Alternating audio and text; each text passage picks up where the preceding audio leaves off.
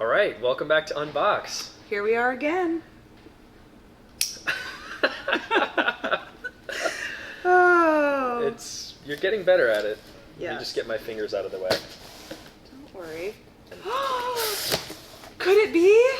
It is. It's orange. Not And only there's orange, more. but what are they? Several of these. Well, I'm gonna need the knife again. I'm glad that. This is beautiful. Let's get a What are you closer seeing? look. We've obviously got the orange here, but then if we get a closer look, This is the ground. These are 3 motor cables. These are temperature.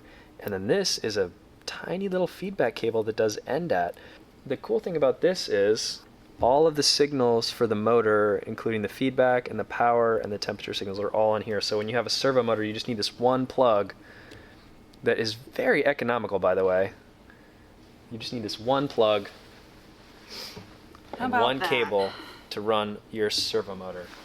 I don't want to spoil it, but there could be some Spoiler motors being alert. unboxed in the next couple weeks. So I'm very excited to see what we're going to be plugging into this. well, stay tuned. Stay tuned. Catch you next time. Bye. Bye. I think I'm just attracted to it because it's color. That's acceptable.